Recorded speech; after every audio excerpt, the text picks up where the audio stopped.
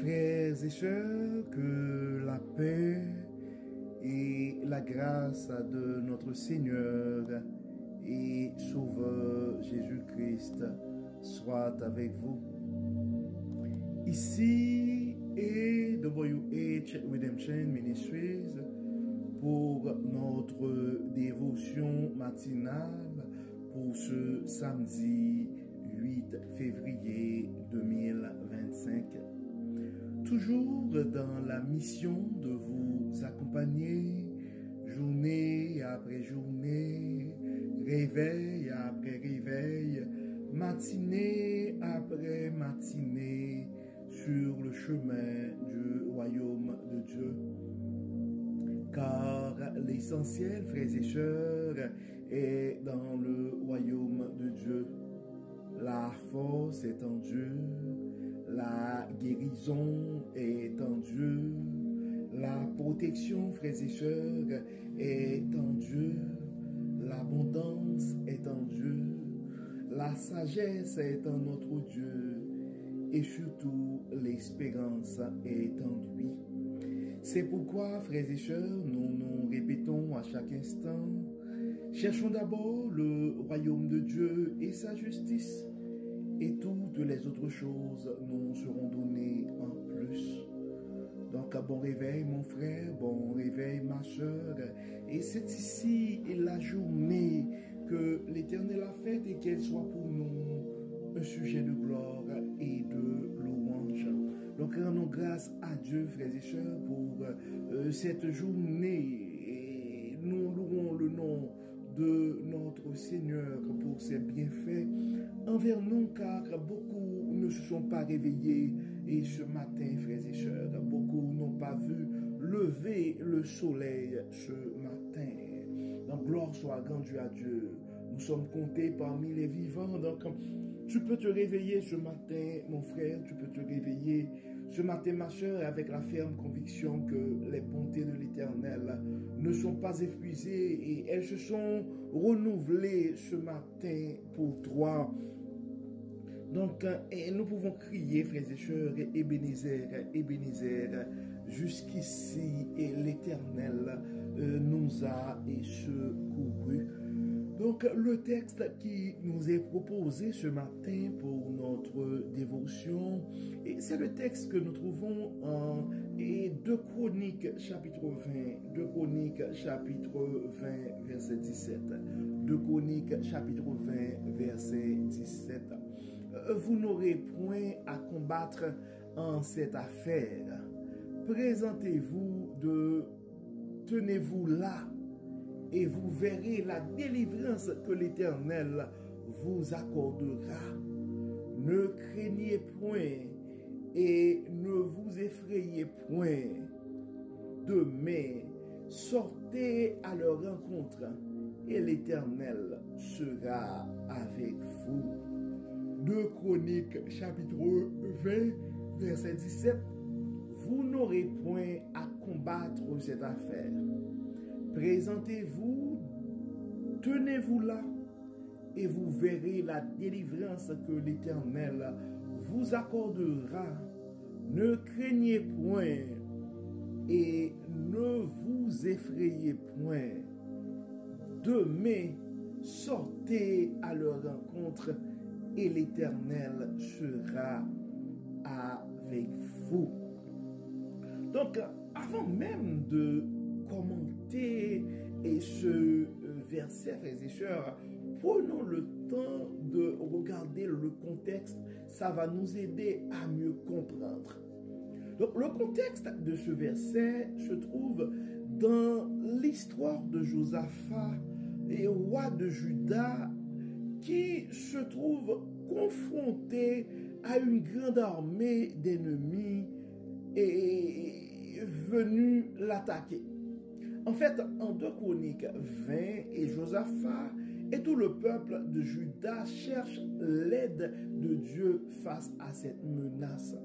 En fait, Josaphat organise un jeûne et une prière collective pour demander la direction et la protection divine. Dieu répond par l'intermédiaire du prophète et Jacques Aziel, qui annonce que la bataille appartient à l'Éternel et que le peuple n'aura pas à se battre. Donc, le message de Dieu à toi ce matin, mon frère, le message de Dieu à toi ce matin, ma soeur, est le suivant. Tu n'auras pas à te battre. Je vais me répéter. Tu n'auras pas à te battre. Donc, ce verset nous rappelle, frères et sœurs, que nous n'avons pas toujours besoin de nous battre nos propres batailles.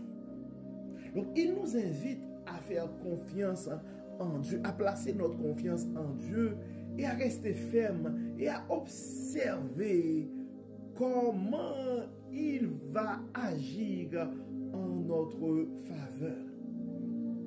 Des fois, frères et sœurs, nous nous sentons accablés par les difficultés de la vie et souvent notre premier réflexe est de nous battre avec nos propres forces. Mais Dieu nous appelle à poser ou à déposer nos âmes, à nous tenir en sa présence et à laisser sa puissance opérer.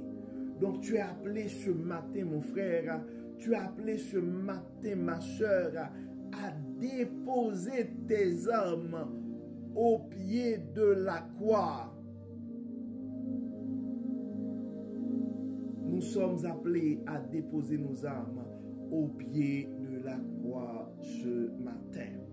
Donc la première chose que tu dois te rappeler, mon frère, la première chose que tu dois te rappeler, ma soeur, c'est que Dieu connaît tes batailles. Dieu connaît tes batailles. Tout comme il connaissait les ennemis qui venaient contre le peuple d'Israël, il connaît les obstacles et les difficultés que tu fais face ce matin. Il connaît les obstacles et les difficultés de ta vie, mon frère. Il connaît les obstacles et les difficultés de ta vie, ma soeur. Rien ne lui échappe. Dieu connaît tes batailles. Et nous allons regarder aussi, frères et sœurs, la position du croyant. La position du croyant. Dieu a dit à son peuple de se tenir ferme et de rester en place. Cela peut sembler contre-intuitif d'ailleurs, car notre instinct est souvent de nous battre et de résoudre les problèmes par nos forces.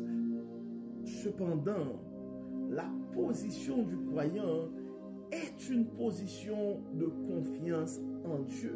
Donc, il faut comprendre que la position du croyant, ce n'est pas une position passive, mais c'est une position de confiance en Dieu.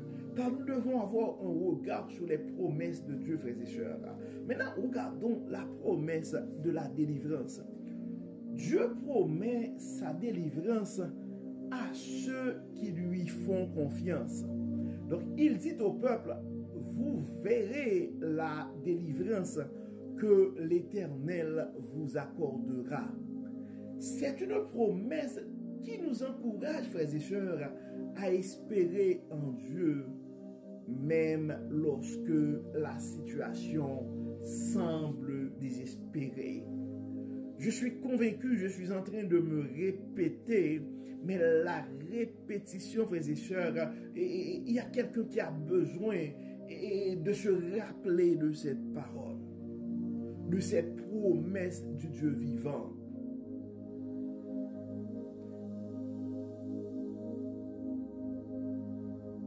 La paix dans la présence de Dieu.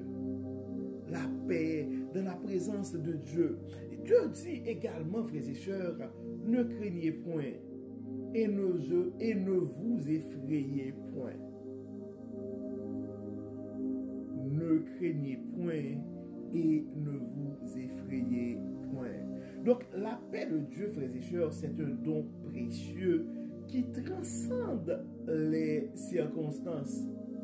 Donc, lorsque nous tenons ferme dans sa présence, nous pouvons expérimenter cette paix même au milieu des tempêtes de la vie.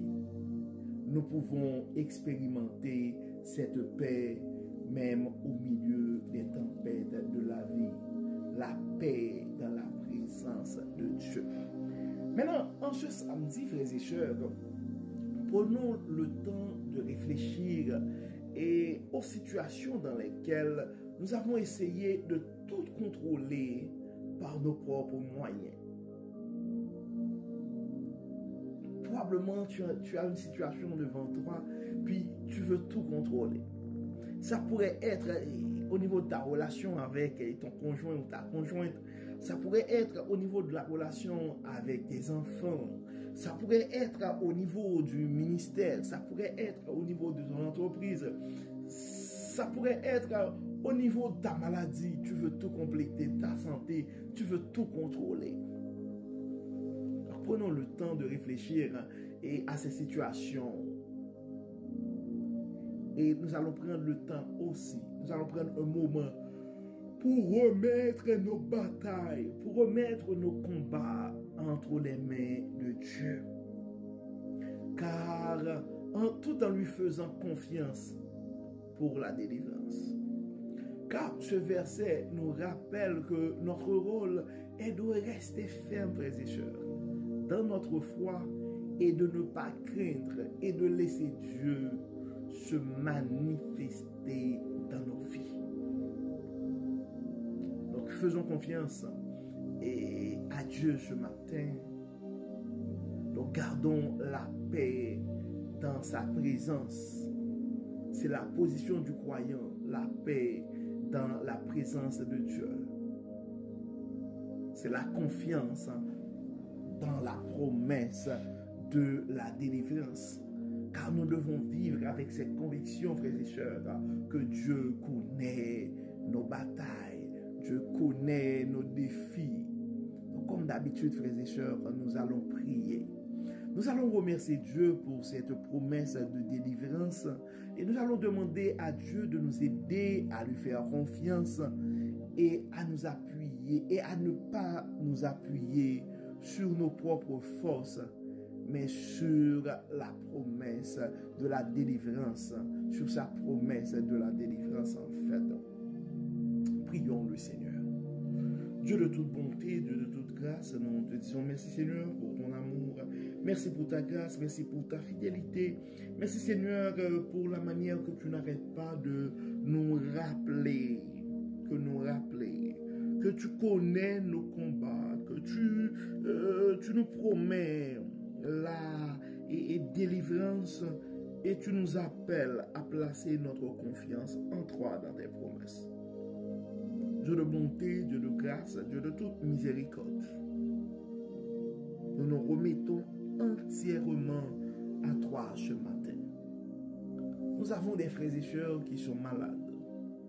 Tu connais leur diagnostic. Tu connais les traitements qu'ils sont en train d'essayer présentement. Tu connais leurs inquiétudes. Tu connais leurs soucis. Nous remettons Dieu clément leurs soucis entre tes mains. Toi, le grand Jéhovah Rapha, tu as nom de toucher de ta main guérissante nos frères et sœurs qui sont malades ce matin. Nous sommes malades dans nos corps. Certains d'entre nous, nous avons aussi l'esprit tourmenté et l'âme angoissée. Dieu de toute grâce, Dieu de toute bonté, Dieu de toute miséricorde, nous réclamons ton intervention pour la guérison ce matin. Aide-nous, Dieu clément, donne-nous, Dieu clément, ce témoignage. Tu es le Dieu bon, tu es le Dieu puissant. Tu as le pouvoir de guérir, Dieu clément. Tu l'as fait dans le passé.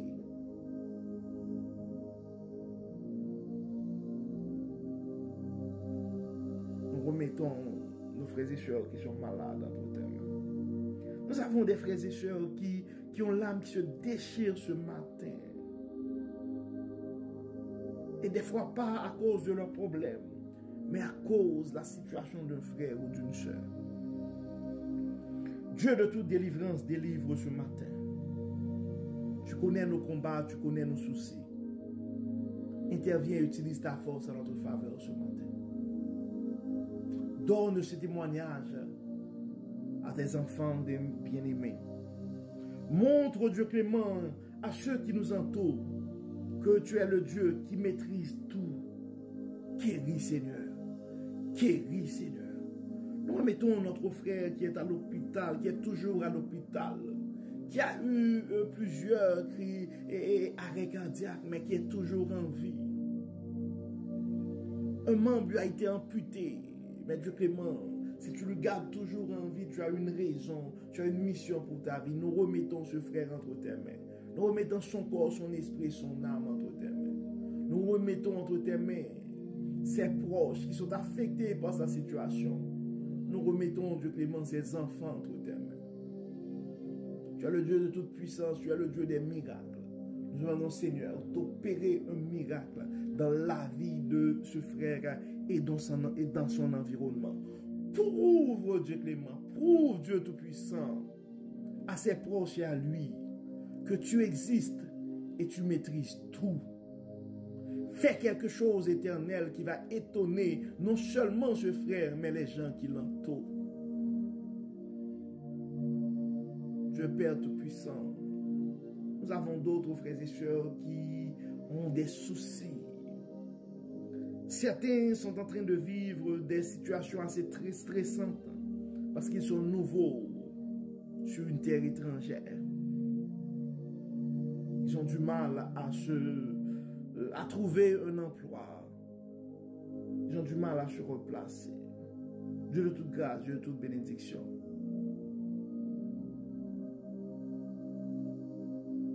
Tu es le grand Jéhovah, Jireh. Tu es le Dieu omnipotent, omniscient et omniprésent. Nous remettons les situations de ces frères entre tes mains. Nous remettons leur combat entre tes mains, Dieu clément. Daigne intervenir dans leur situation. Daigne faire briller, Dieu clément, ta toute puissance dans leurs circonstances. Nous avons des jeunes qui sont inquiets par rapport à leur avenir. Ce sont des projets, mais il y a peu de ressources à leur disposition présentement. Nous demandons de pouvoir à leurs besoins, Dieu clément.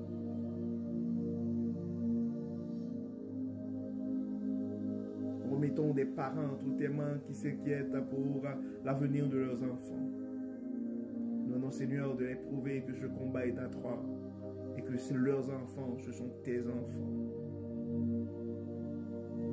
De les guider, de les protéger, de les bénir. Guéris, Seigneur, bénis, Seigneur, et pourvoir aux besoins de tes enfants. Protège, Dieu clément. Nous comptons sur toi. Nous savons que nous ne sommes pas dignes, mais nous prions au nom de Jésus, ton Fils, qui vit et qui règne au siècle des siècles. Amen. Amen. Frères et sœurs, nous arrivons au terme de notre dévotion pour ce samedi 8 février 2025. Nous espérons que votre âme a été bénie et d'ici là, nous vous souhaitons une excellente journée sous le regard du Dieu Tout-Puissant. Que le Seigneur nous bénisse, que le Seigneur nous protège, qu'il nous accorde sa grâce et sa paix au nom de Jésus. Amen. Amen. Bon samedi, frères et sœurs, et nous donnons rendez-vous demain matin pour notre méditation de la semaine. Merci. Encore une fois, bonne journée.